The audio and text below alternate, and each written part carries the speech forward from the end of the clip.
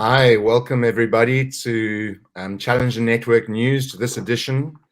A quick apology for the delay. We did have some technical issues, but they're all sorted out now. So we're looking forward to continuing our discussion with Axel Löber, who is the Senior Vice President for Global Brand and Marketing at E.ON. Welcome, Axel. Pleasure to be here. Thanks for the invite. Yeah, and of course, Axel, this isn't the first time we've had a discussion. This is the second time. We're continuing the discussion, focusing on, why should business transformation be brand-led? And I think that, as brand champions for organizations, we always strive for brand-led transformation. Easier said sometimes than done.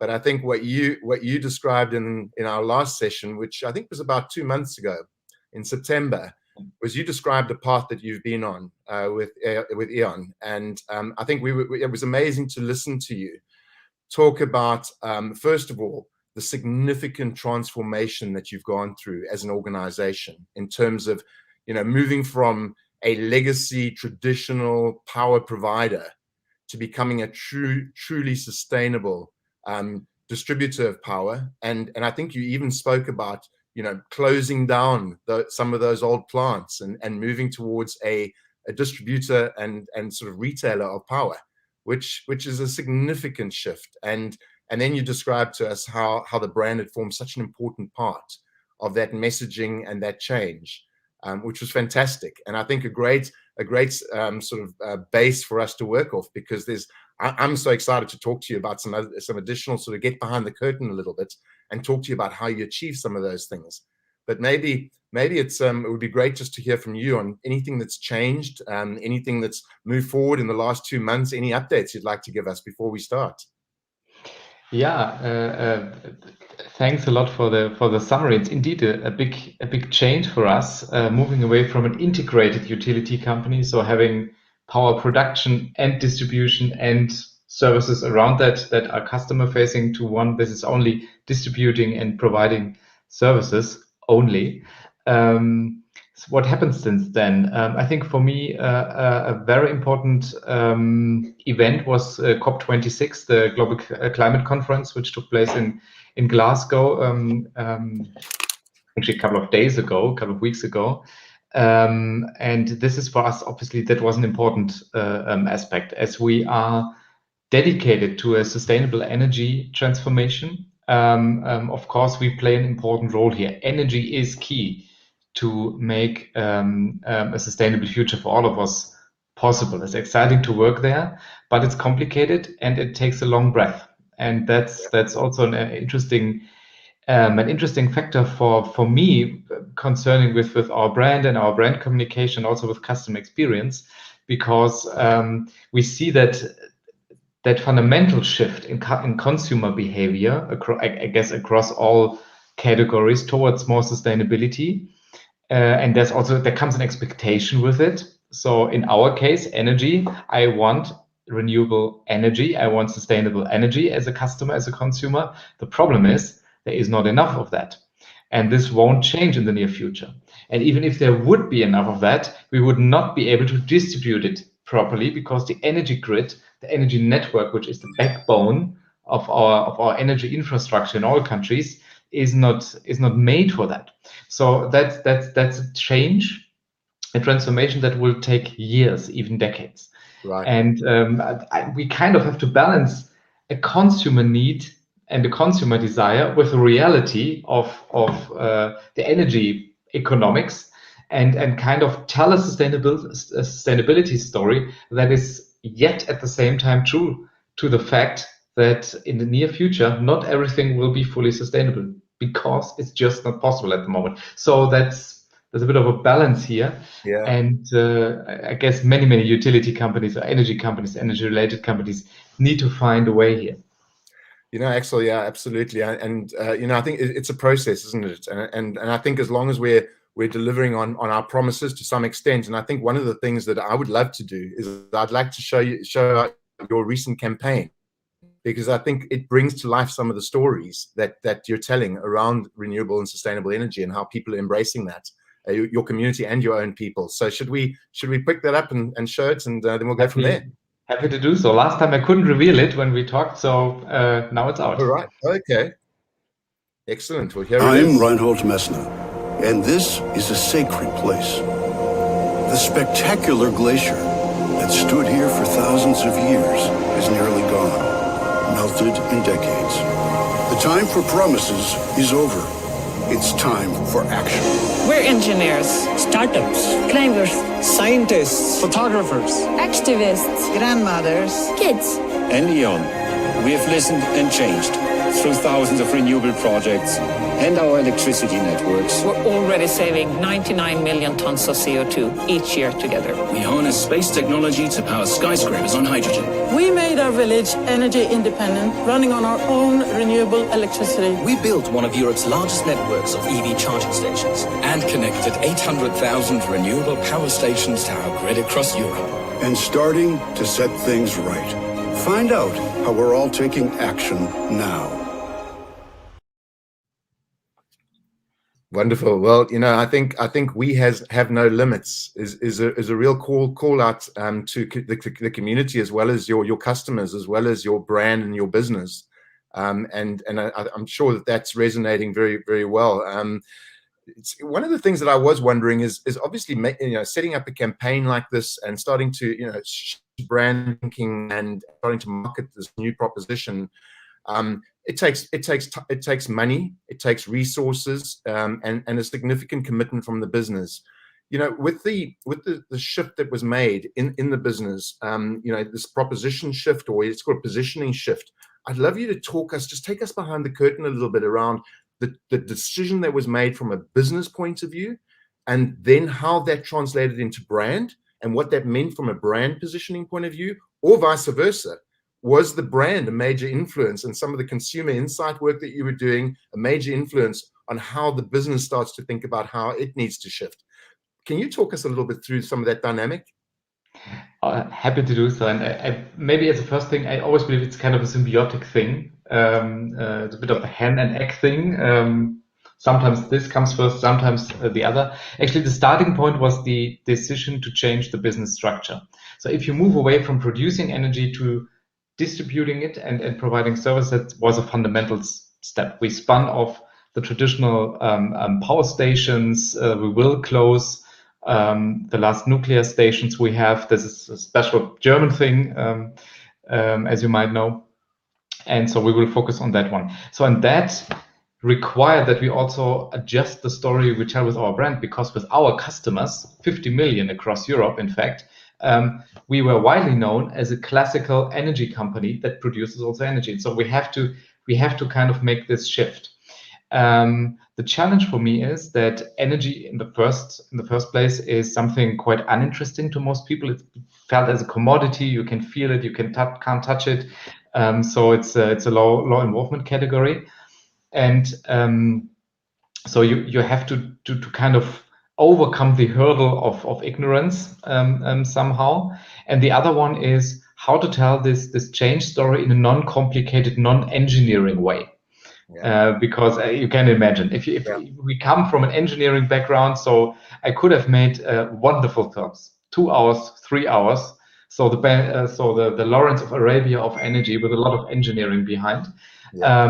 And we said we don't have to. So the decision was made to say, okay, let's be sincere, let's be credible by not working with actors, not doing classical advertisement, but putting real people in front of the camera. And what you've seen here, this is the latest campaign, and it's really the core of what we are communicating right now, is a film full of real people. Actually, this was the first film shooting I attended where there was not even makeup. So these are real jackets. It looked very cold there.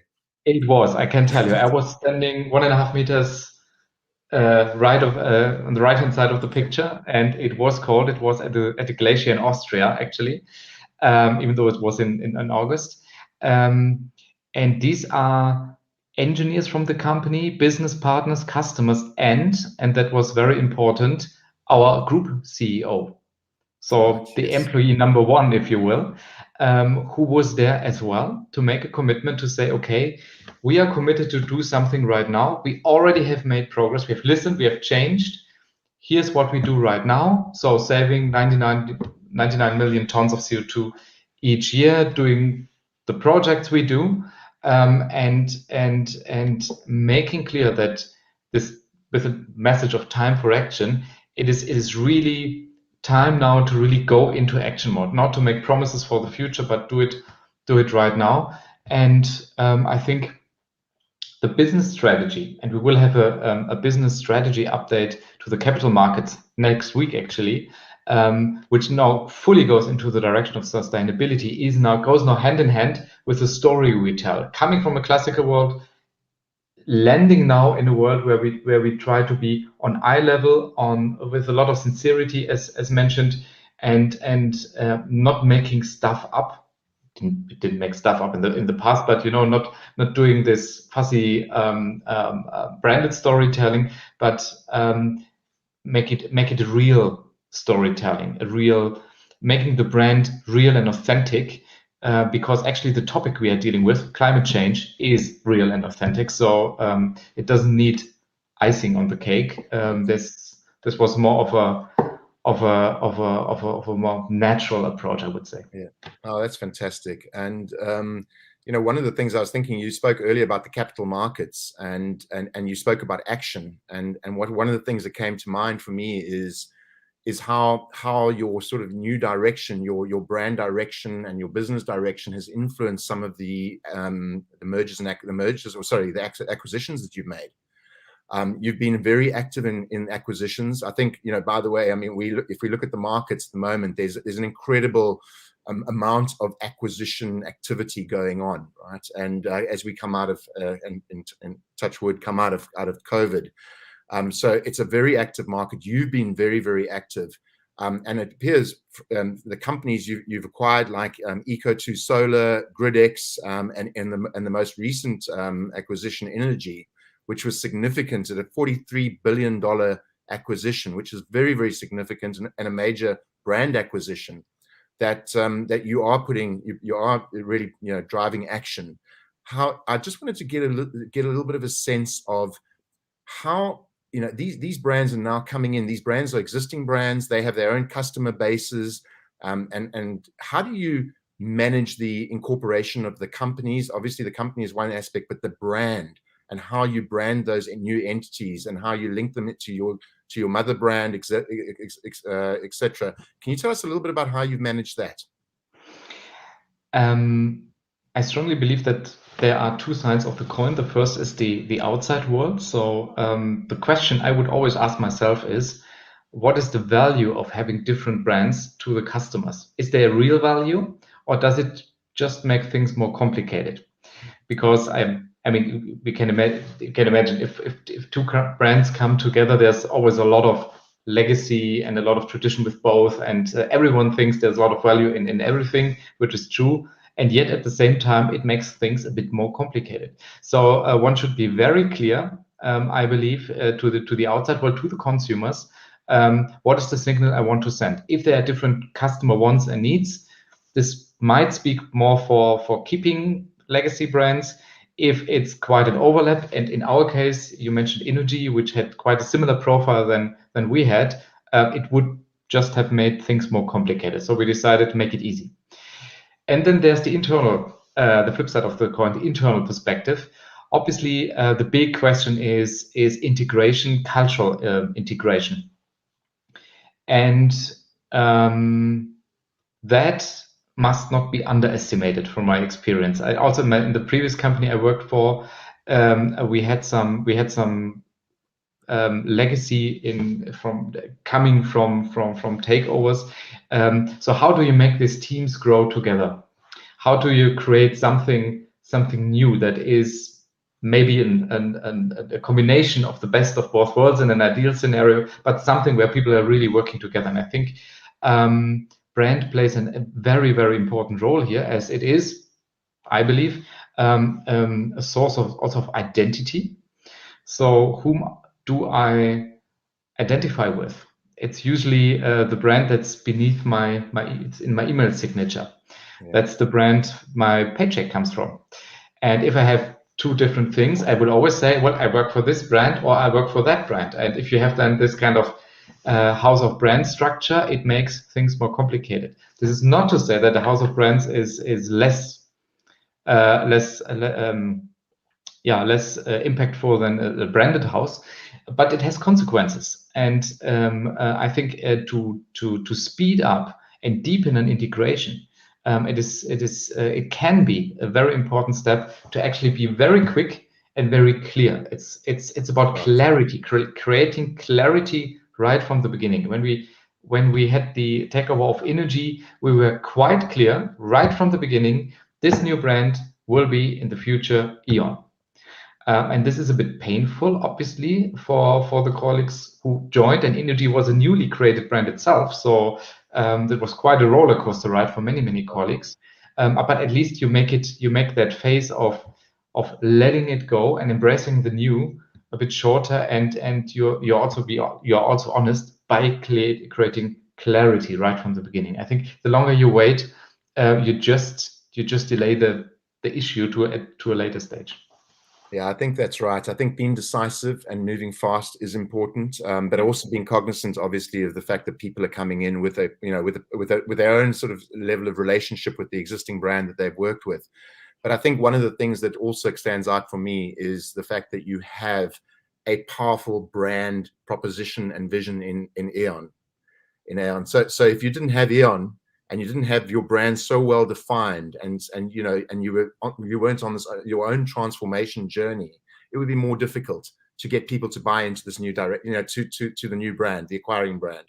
So I think that's the strength of your brand and the work that you're doing definitely helps that cause as well.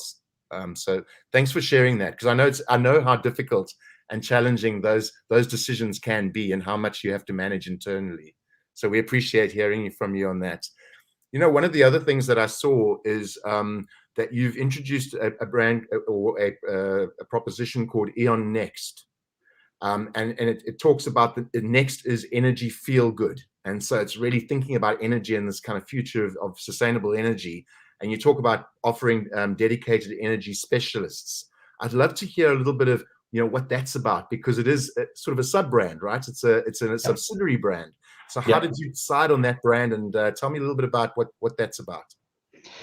So the whole project started, interestingly, as an IT project, if you will. It was about service platforms. So in essence, energy companies in energy retail, it is a lot of IT in the core of everything, because you have a lot of customer accounts which need to be managed. It's a bit quite comparable to a bank. And we took the decision in our second largest retail market, the UK, to create a new setup to become more lean, faster, provide better customer experience to our customers, drive digitalization. So the main topics which many brands have, and we discussed it intensively. Is this just an IT project, or could we think it a bit bigger?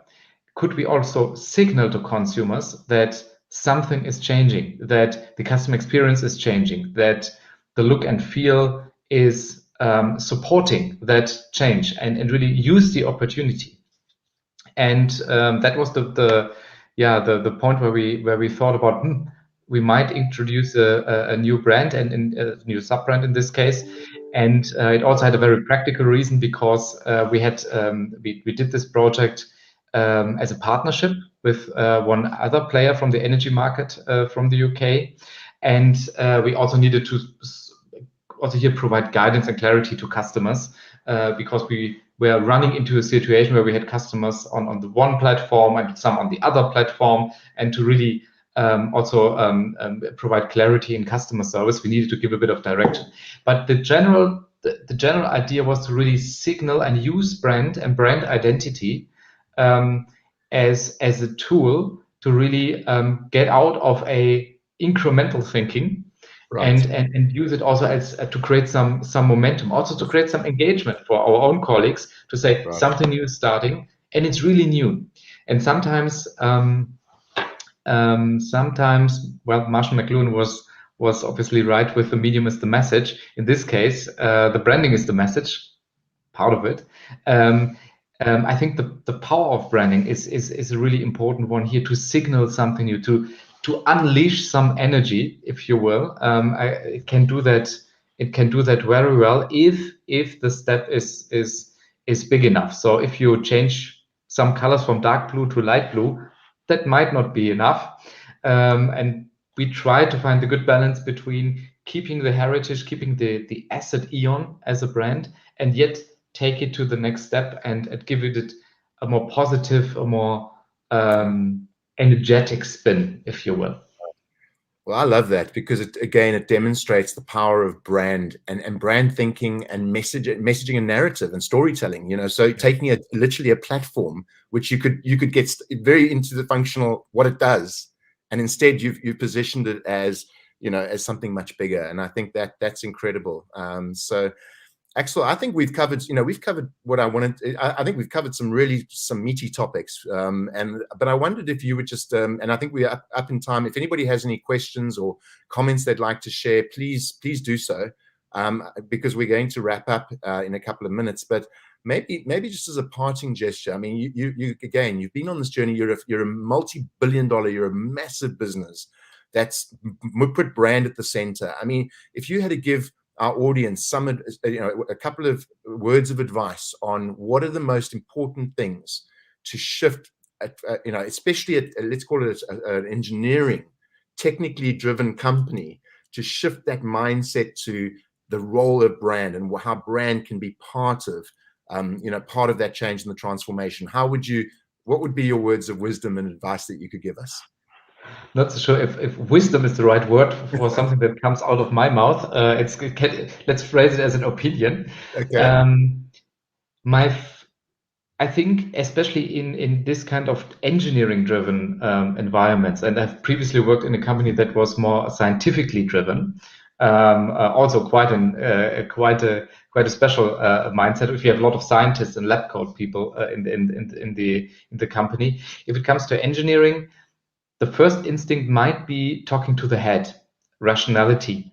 Why is a brand important? What does it to the P&L? What does it to churn? What does it to employee retention and these kind of things? I think it's good. It's relevant. We have to do it. It can prevent ourselves from underestimating the power of emotionality. Because, I mean, in the end, everyone who's working in a company is a human being.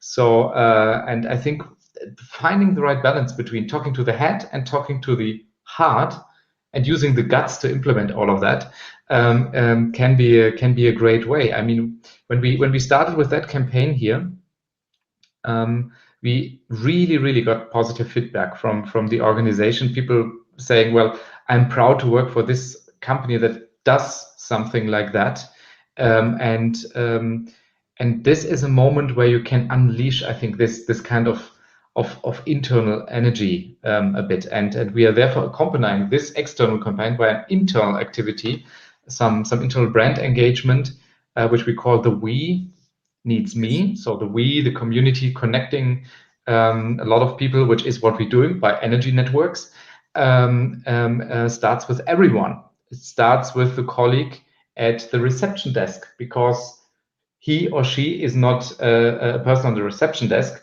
He or she is the first impression a visitor gets, and really enhancing this brand and really living it from inside out, and trying to activate this emotionality while at the same time giving the rational base and giving the rational arguments. That is important, and I think everyone in our role, in every company, in every different industry, needs to find the right balance here. But I think the power of emotionality must not be underestimated. Wonderful.